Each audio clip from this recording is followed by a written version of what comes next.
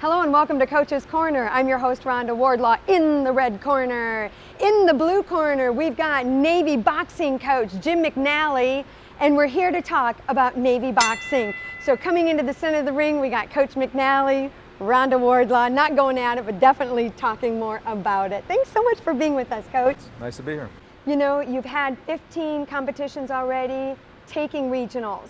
Let's talk about those 15 leading up to regionals before we even start talking about nationals. Well, we had 9 competitions in the fall.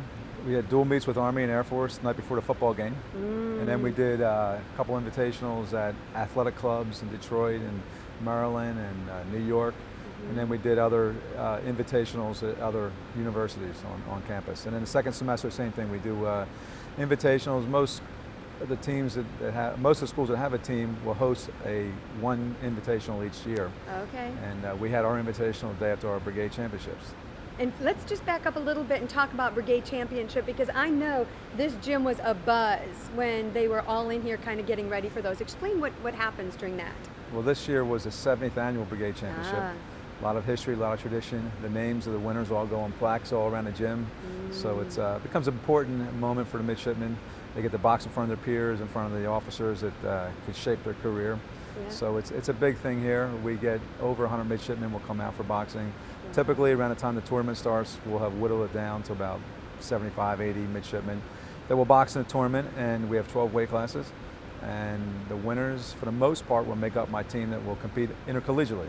Or I just use that tournament as my way of gauging who will be the best boxers to represent Navy. You got some really good boxers this year. Talk to me about, I know it's hard to have standouts, but talk to me about from that competition, some of them that you were able to pull.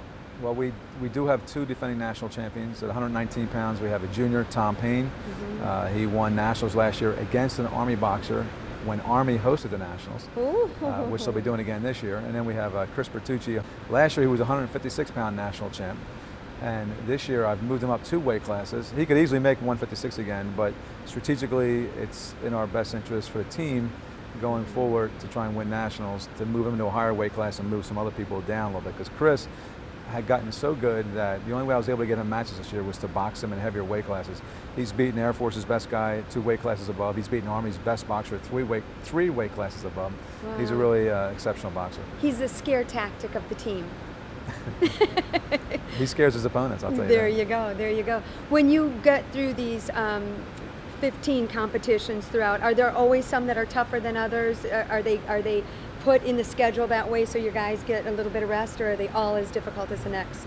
Well, the 2 dual meets with Army and Air Force, so they're going to be a little bit tougher. The other matches, the only tough part's traveling. The only match we do of 16 bouts we had, 16 competitions, only 1 was home. Yeah. So we're on the road every weekend. When the football team played East Carolina, we drove down there 5 hours, got out of the van, we boxed, got back in the van and drove back. We could have stayed overnight, but we decided to come back. So 10 hours, we go to West Point, we'll drive up there 5 hours, usually get out of the van, box, get back in, drive back. Sometimes we stay in hotels, sometimes we don't, but we're on the road all the time. All the time. We're road warriors.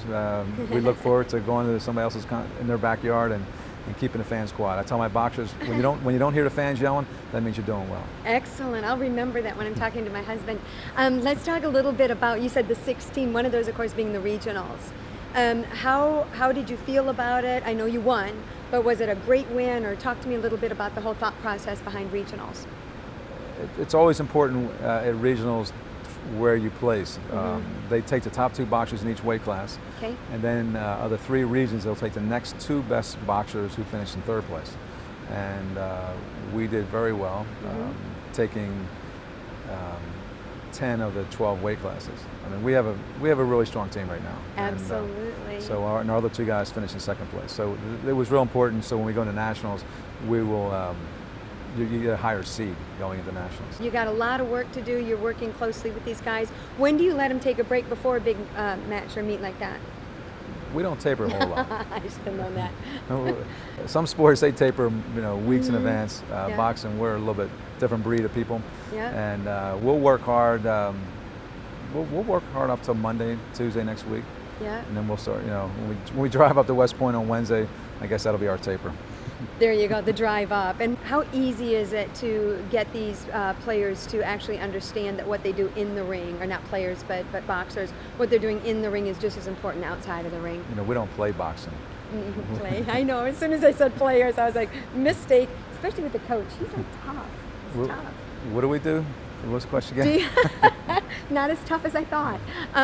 You know, what they're doing in the ring is just as important as what they're doing outside the ring academically, you know, as midshipmen to the United States Naval Academy. Sure. Well, the club sports, you have actually a higher level they have to meet academically in order to travel and whatnot. But these guys, I don't recruit before they come here, so I get what walks in the door. So the people who walk in the door have got in on their own academics. They weren't recruited for any reason. They know what it takes to do what it takes to graduate. So I have actually very high academic achievers. Chris Bertucci, who I already mentioned, he is so smart that he actually finished his schoolwork up in 3.5 years. He's in a program where he's actually in grad school right now. I had a boxer last year graduate, 9th in the class. He's going to be a Navy SEAL, but before he goes to become a SEAL, he's over in England. He had his choice of Oxford or Cambridge. He chose Oxford. He's going to get his master's degree before he goes on to BUD/S in San Diego or Coronado and become a Navy SEAL. And that's got to give you so much satisfaction as a coach to see, and I do say kids, as they come in as plebes and graduate as firsties. I mean, this has got to be an amazing transformation for you every year as well as your team moves on. The hard part is because I'm taking beginners and teaching them how to box. A lot of these guys were really good athletes, and by the time they graduate, like this Chris Bertucci, never boxed before he came here. He's going to have around 40 amateur bouts, collegiate bouts, before he graduates, and he'll go on to become a Marine officer as well.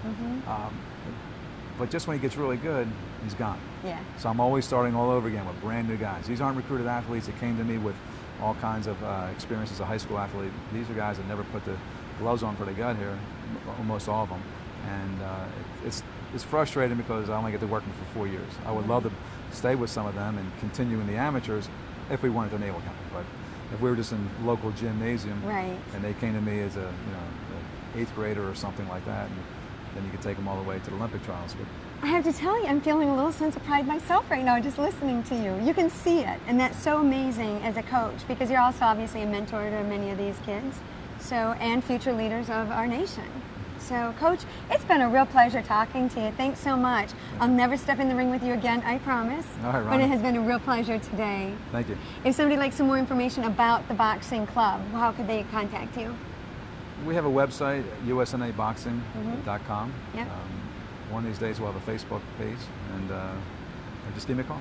Absolutely, and you can always check in on the updates on what's happening in boxing by going to www.annapolis.gov and clicking on Navy Club Sports under information. So, Coach, go beat Army. We will. Next time they see us, they will have beaten Army, okay?